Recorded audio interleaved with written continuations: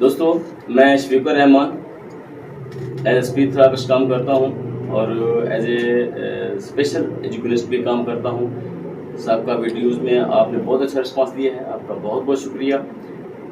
دوستو ہماری جو تسلسل ہے ویڈیوز کا وہ چل رہا ہے تشخیص کے اوپر, تو میں اس ویڈیو میں بھی سیم بات کرنا چاہوں گا اسی سبجیکٹ کے اوپر.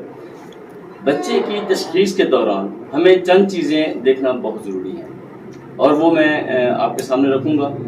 خاص طور پہ یہ ویڈیو ماں باپ کے لیے جن کے بچے آٹزم کے شکار ہیں یا پروفیشنز کے لیے اگر دیکھنا چاہیں تو ان کی مہربانی, ان کے لیے امید ہے کہ مفید ہوگی. دوستو بچے کو جب ہم لے کے آتے ہیں بچے کو تشخیص کے لیے تو سب سے پہلے دیکھتے ہیں کہ بچے کا آئی کانٹیکٹ ہے یا نہیں ہے. اس کو چیک کرنے کا بہترین طریقہ جو ہے وہ یہ ہے کہ بچہ جب آپ کے پاس ہوتا ہے تو بچے کے شرٹ چینج کر رہے ہوتے ہیں یا کپڑے چینج کر رہے ہوتے ہیں تو اس ٹائم دیکھنا چاہیے کہ بچہ آپ کی آنکھوں میں آنکھیں ڈال کر دیکھتا ہے. جب آپ اس کو کہتے ہیں شاید میں آپ کے نا کپڑے چینج کر رہا ہوں تو یا کر رہی ہوں تو شرٹ اتار رہی ہوں, میں آپ کے کپڑے دھو کے دوبارہ آپ کو نہلا کے نا تو اچھے سے کپڑے پہناؤں گی, باتیں کر رہی ہوتی ہے ماں, تو اس ٹائم دیکھنا چاہیے کہ بچہ ماں کی آنکھوں میں آنکھیں ڈال کر دیکھتا ہے کہ نہیں دیکھتا.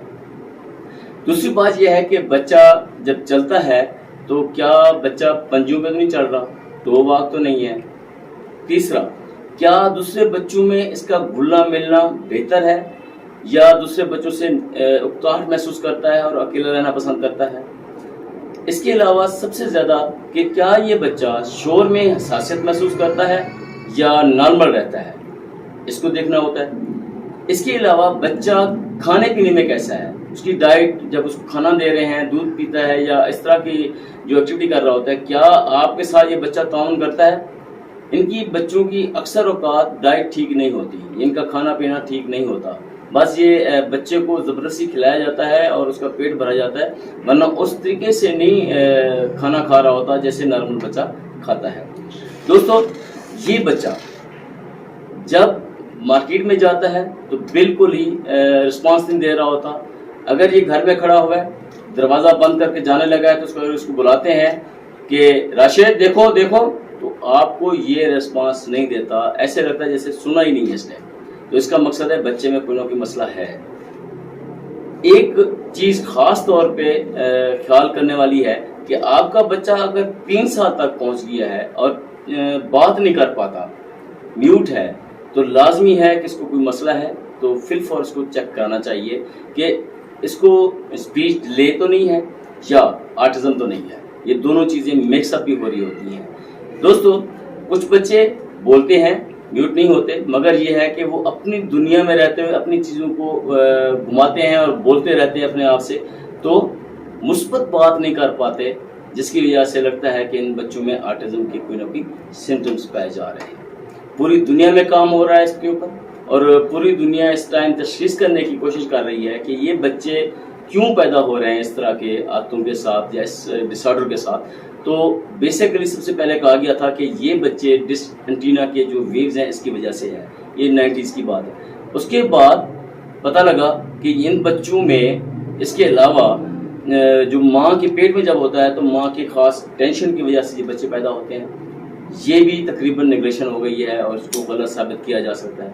تیسری سب سے بڑی بات آئی ہے وہ ہے موبائل, کہ اسکرین ٹائم زیادہ ہونے کی وجہ سے بچوں میں یہ مسئلہ پڑ رہا ہے, یا ماں زیادہ اسکرین ٹائم دیکھتی ہے اور پریگننسی کے دوران بچے پہ اثر ہوتا ہے تو اس ٹائم اس بچے کو کوئی نہ کوئی مسئلہ ہوتا ہے اور آٹزم میں چلا جاتا ہے بچہ پیدائشی طور پہ. اگر پیدائش کے بعد کا مسئلہ ہے اور وہ اسکرین ٹائم کی وجہ سے ہے تو اس کا مقصد ہے یہ سچ ہے کسی حد تک. دوستو خاص طور پہ آٹزم کے شکار بچوں میں اضافہ اس ٹائم ہوا جب یہ کرونا فیز گزرا ہے.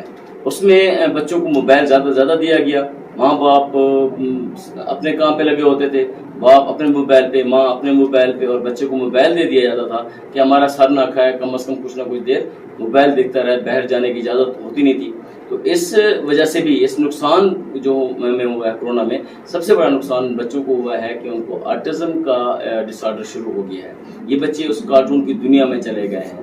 تو دوستو ایک چند چیزیں یہ یاد رکھیں, اور اس کے علاوہ بہت سارے سمٹمز ہیں جو آہستہ آہستہ میں آپ سے ڈسکس کرتا رہوں گا. اور کوشش کروں گا کہ نیکسٹ آپ کے سامنے وہ بچہ بھی لاؤں جو آپ کو بتا سکے کہ اس بچے میں یہ مسئلہ کیوں آ رہا ہے اور اس کی نیکسٹ ہمیں کیا کرنا چاہیے۔ امید ہے آپ کو یہ ویڈیو بھی اچھی لگے گی، اور میں آپ سے گزارش کروں گا کہ یہ ویڈیو لازمی شیئر کیا کریں میری، تاکہ ان لوگوں تک پہنچ سکے جس کو اس ویڈیو کی ضرورت ہے، اور وہ اس تسلسل کو دیکھ کر ممکن ہے حوصلہ پکڑ لیں۔ اور لازمی بات اس بچے پہ کام کرنے کے لیے حوصلے کی بہت زیادہ ضرورت ہوتی ہے، اور میں اکثر کہتا ہوں، آخر میں کہوں گا آپ سے بھی کہ جو مائیں ان بچوں کے ساتھ رہ رہی ہیں اور جن کے گھر میں یہ بچے ہیں تو وہ مضبوط مائیں ہیں، ان میں حوصلہ اللہ تعالیٰ دے ہی دیتا ہے۔ اور سب سے بڑی بات یہ ہے کہ مزید بھی حوصلہ رکھنا ہوتا ہے تاکہ ہم ان بچوں پہ کام کر سکیں اور یہ معاشرے کا مفید رکن بن سکیں۔ بہت بہت شکریہ۔ نیکسٹ ویڈیو میں ملاقات ہوگی، نیکسٹ ویڈیو میں نئے ٹاپک کے ساتھ، اسی ٹاپک میں نئے ٹاپک کے ساتھ ملاقات ہوگی۔ بہت بہت شکریہ۔